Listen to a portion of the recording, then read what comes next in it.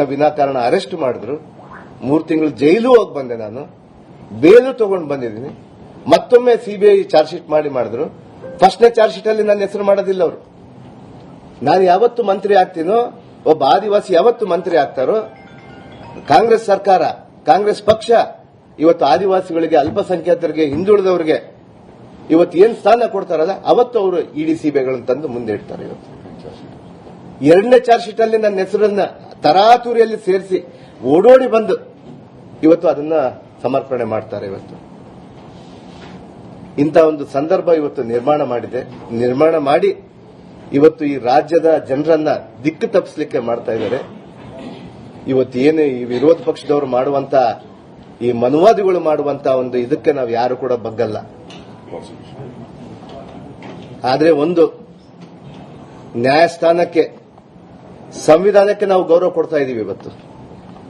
ಇವತ್ತು ನನಗೆ ಪ್ರಜಾಪ್ರಭುತ್ವದಲ್ಲಿ ಅತ್ಯಂತ ಉನ್ನತ ಸ್ಥಾನವನ್ನು ಪಡೆದಿರುವಂತಹ, ಸಾಂವಿಧಾನಿಕ ಹುದ್ದೆಯನ್ನು ಪಡೆದಿರುವಂತಹ ಗವರ್ನರ್ ಅವರು ನನಗೆ ಪ್ರಮಾಣ ವಚನ ಮಾಡಿಸಿದ್ರು.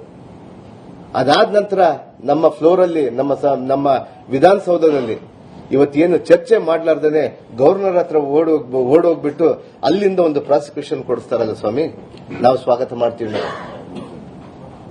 ನಂದೊಂದೇ ಅಲ್ಲ, ತಮ್ಮ ಪಕ್ಷದವರು ಕೊಟ್ಟಿದ್ದಾರೆ. ಇವತ್ತು ಅವ್ರ ಬಗ್ಗೆ ಕೂಡ ಚರ್ಚೆ ಆಗ್ಬೇಕಲ್ಲ. ಅವರು ಯಾತಕ್ಕಾಗಿ ನಿಮ್ಮ ಪಕ್ಷದಲ್ಲಿ ಇದ್ದಾರೆ ಸ್ವಾಮಿ, ಅವರು ಆಗ್ಬೇಕು.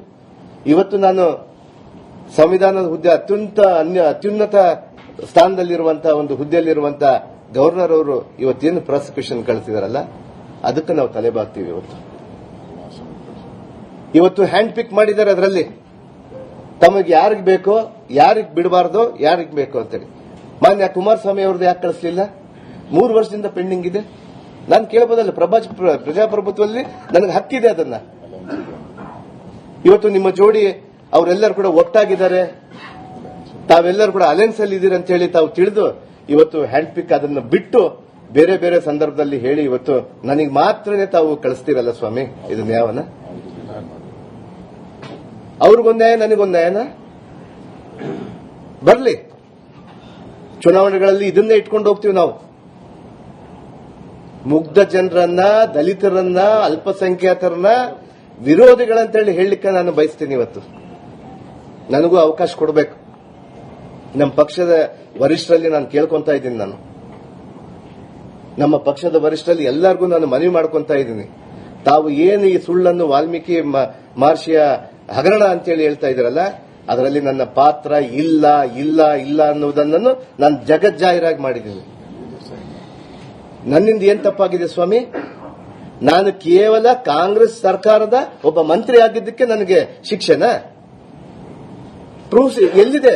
ನಾನು ಏನಾದ್ರು ಒಂದು ಸೈನ್ ಮಾಡಿದ್ದೀನ? ಒಂದು ಆದೇಶ ಕೊಟ್ಟಿದ್ದೀನ? ನನ್ನಿಂದ ಏನಾದ್ರೂ ₹1 ಆದ್ರೂ ನನ್ನಿಂದ ಬಂದಿದೆನಾ? ನನಗೆ ಹೋಗಿ ಬಂದಿದೆನಾ? ನನ್ನ ನೋಟ್ ಶೀಟ್ ಇದೆನಾ?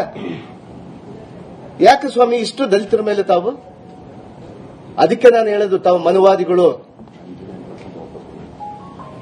ಮನುಸ್ಮೃತಿಯಲ್ಲಿ ಇರುವಂತಹ ಒಂದು ಪುರಾಣ ಕಾಲದಲ್ಲಿ ಇರುವಂತಹ ಪದ್ಧತಿಯನ್ನ ತಾವು ತೆಗೆದುಕೊಂಡು ಬರಲಿಕ್ಕೆ ತಾವು ಹೋಗ್ತಾ ಇದ್ದೀರಲ್ಲ. ದೇಶದ ಜನತೆ ನೋಡ್ತಾ ಇದೆ. ಈಗಾಗಲೇ ಕೂಡ ಪೂರ್ಣ ಪ್ರಮಾಣದಲ್ಲಿ 100ಕ್ಕೆ 100ರಷ್ಟು ಹಣ ಕೂಡ ವಾಪಸ್ಸಾಗಿದೆ. ನಾನು ಕಳಿಸಿದ್ದಲ್ಲ, ಬ್ಯಾಂಕ್ ಅಲ್ಲಿ ಮಾಡ್ಕೊಂಡಿದ್ದಂತವ್ರು. ಹಂಗಾದ್ರೆ ನಿರ್ಮಲಾ ಸೀತಾರಾಮನ್ ಅವರು ಇವತ್ತಿನ ದೇಶದ ಮಂತ್ರಿಗಳು, ಫೈನಾನ್ಸ್ ಮಿನಿಸ್ಟರ್ ಅವ್ರು ಯಾಕೆ ಮಾಡಿಕೊಡ್ದು? ಅವರು ಮೂಗಿನ ಅಡಿಯಲ್ಲಿರುವಂತಹ ಒಂದು ಯೂನಿಯನ್ ಬ್ಯಾಂಕ್ ಆಫ್ ಇಂಡಿಯಾ ಅವರ ಅಡಿಯಲ್ಲಿರುವಂತಹದ್ದನ್ನೇ ಅವ್ರು ಮಾಡಬೇಕಲ್ಲ, ಅವ್ರು ರಾಜೀನಾಮೆ ಮಾಡಬೇಕಲ್ಲ. ನನ್ನಂದು ಯಾಕೆ ಸ್ವಾಮಿ? ನಾನು ದಲಿತ ಅಂತೇಳ? ನಾನು ಆದಿವಾಸಿ ಅಂತೇಳ? ಇದು ಒಳ್ಳೇದಾಗಲ್ಲ ತಮಗೆ. ಮುಂದಿನ ದಿನಗಳಲ್ಲಿ ನೋಡ್ತಾ ಇದ್ದಾರೆ, ದಲಿತರು ಮೊದಲಿದ್ದಂಗೆ ಇಲ್ಲ.